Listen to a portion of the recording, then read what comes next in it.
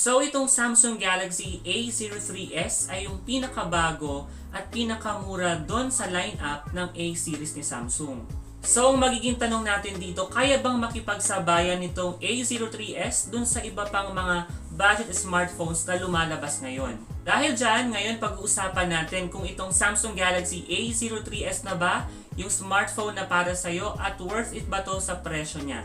So sasabihin ko na agad sa inyo ang presyo nitong A03s para naman maging basehan na natin yon dun sa makikita nating features and specs na meron itong smartphone. So this smartphone is priced at 6,000 pesos, 5,990 to be exact. At isang variant lang ang meron tayo nito na mayroong 4GB of RAM plus 64GB of internal storage. So wala tayong lower variant na naka 3GB pero at least good news na yung pinakamataas na variant nila ay 4GB na. And available na rin naman itong smartphone na to sa mga physical stores ng Samsung at dun sa kanilang mga partner stores. At syempre nagamit ko na itong A03s as my secondary smartphone para ma-share ko sa inyo ng maayos yung performance dito sa ating review video. So punta na tayo dito sa ating quick unboxing nitong Samsung Galaxy A03s. At pagtanggal mo ng sleeve cover, ang una nating makikita dito ay isang smaller box na ang laman ay mga paperworks lang naman. So andito yung ating warranty card and yung ating quick start guide.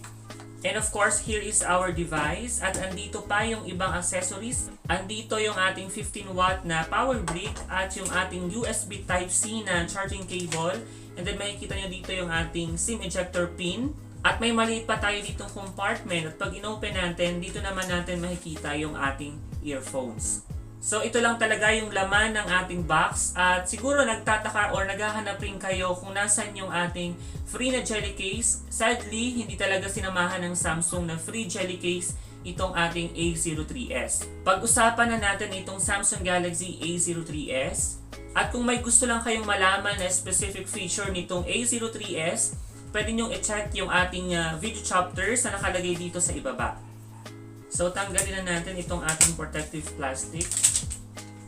Ganito yung design na makikita natin sa back panel nitong A03s. Napaka-simple lang niya pero napaka-elegante niyang tingnan. Actually, meron pa tayong dalawang available na colors dito sa A03s. Yung isa ay yung color blue at yung isa naman ay yung color white.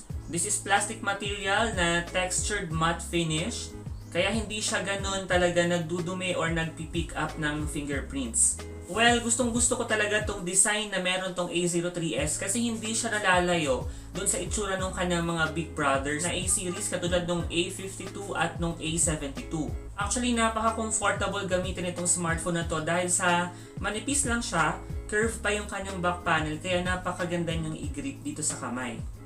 At kung mapapansin natin itong ating camera module, pag tinitingnan ko dito sa ating camera, parang naka-raised yung camera bump niya. Pero actually, napaka-minimal lang ng camera bump natin. Kaya kapag binaba natin sa flat surface, hindi siya ganun kauga. So pwedeng-pwede nyo itong gamitin at mag-type ng nakalapag lang dito sa ating table. Nakakapagtaka lang guys na ngayon ko lang din napansin na dati kasi nung in-unbox ko tong smartphone na to, merong parang nakalagay dito na IMEI text ata. Pero tingnan nyo ngayon parang na-erase na siya. Parang nabura na yung text natin dito sa ibaba ng Samsung branding. Kaya I-suggest na lagyan natin kahit transparent jelly case itong ating smartphone kasi hindi natin alam baka yung kasunod na mabubura na dito ay itong ating Samsung branding dito sa likod. And if you are wondering kung mabigat ba itong ating smartphone, so hindi dahil 196 grams lang naman ito. So napakagaan lang niya sa kamay. So check naman natin ngayon yung buttons and ports na meron itong ating smartphone. Dito sa taas ng ating smartphone, andito yung ating secondary microphone. Sa right hand side ng ating device, andito yung ating volume rockers. And then sa baba naman ito yung ating power and lock button na nagsisilbi rin nating side mounted fingerprint scanner. At dito naman sa bottom part, andito yung ating headphone jack, yung isa pa nating microphone, our USB-C port, and then our speaker grill. And then ito naman sa left hand side ng ating smartphone, andito yung ating cards tray. So meron tayong 2 slots for our 2 nano SIM cards at yung isang slot naman ay para sa ating micro SD card na expandable up to 1 terabyte. Actually guys, nung una kong makita itong smartphone, na-happy ako dahil nga meron tayong side-mounted fingerprint scanner at nag-set na ako ng 3 fingerprints dito sa ating device. Okay naman siya, responsive naman itong side-mounted fingerprint scanner natin dito sa A03s. And after 20 to 30 minutes siguro, hindi na gumagana itong ating side-mounted fingerprint scanner. So ipapakita ko sa inyo ngayon na i-lock natin itong ating device. And then i-unlock natin siya gamit itong side-mounted fingerprint scanner. Pero hindi talaga siya na-unlock. So syempre, ginawa na natin ito ng paraan, hinanapan na natin ito ng solusyon. In-update ko naman yung kanyang software at halos lahat ng apps dito ay updated na rin. Pero ganun pa rin guys, hindi pa rin talaga siya gumagana, hindi siya nag-a-unlock. So ang ginagawa ko, nire-restart ko yung device at yun gumagana siya. Pero after 20 to 30 minutes again, hindi na naman siya gumagana. At sa tingin ko, software issue lang naman itong bug na meron tayo dito sa side-mounted fingerprint scanner nitong A03s. At syempre, hopefully, ma-fix ito ng Samsung sa kanilang mga software updates.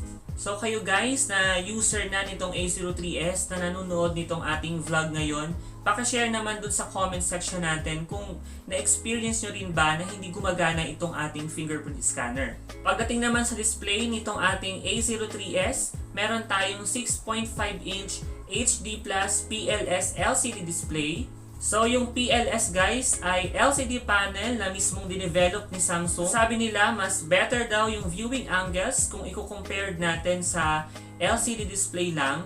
At meron tayong 10% increase dun sa brightness ng ating device. At mukhang evident nga na mas maganda itong PLS LCD kung i-compare natin dun sa iba pang na-review nating smartphones na naka-LCD lang yung panel.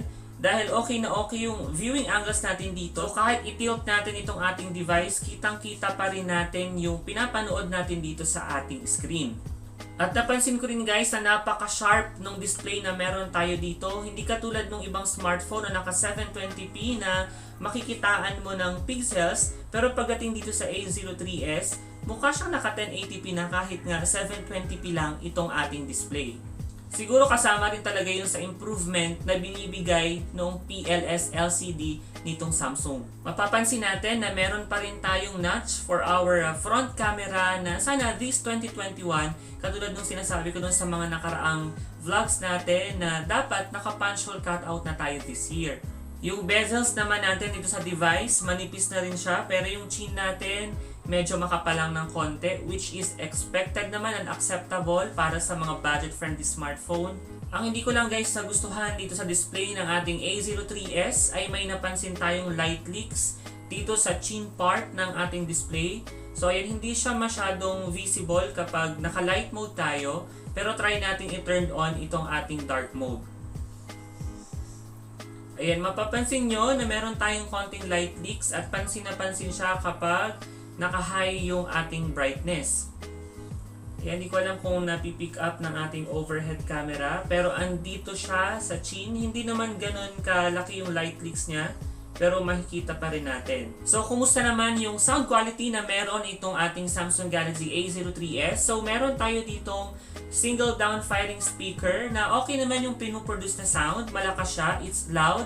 Pero mapapansin mo talaga na very budget phone yung sound quality na pinuproduce nitong ating device.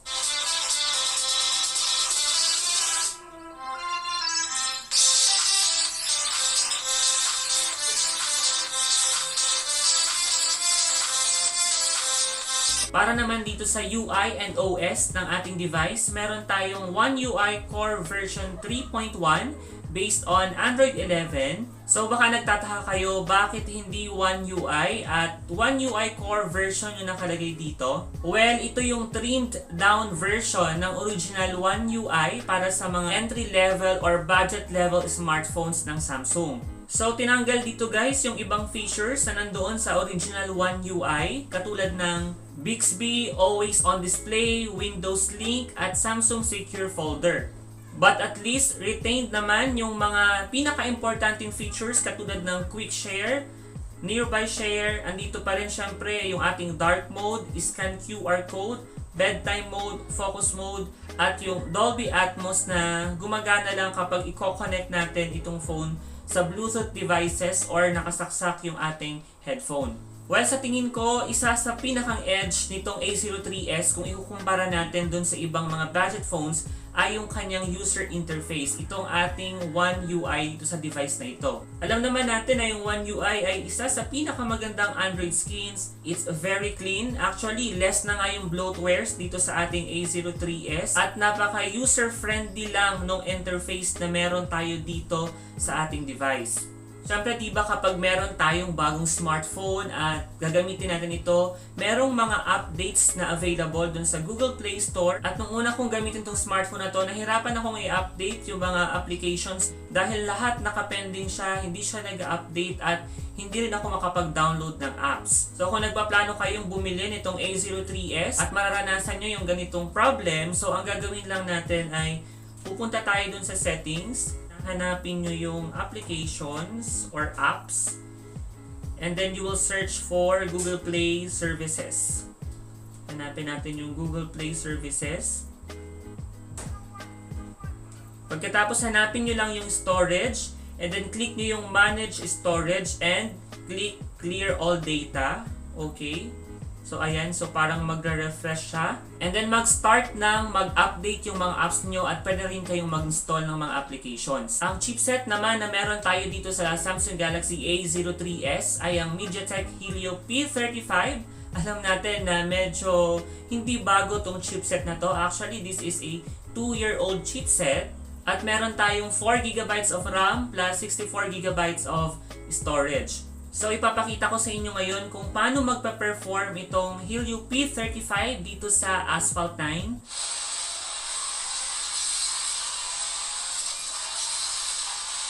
So ayan, makikita naman natin na playable tong Asphalt 9. Pero pagdating sa graphics, hindi lang siya ganoon kaganda dahil medyo pixelated na talaga siya. Pero konting frame drops and lags lang naman yung na-experience natin dito sa ating device. So this is good.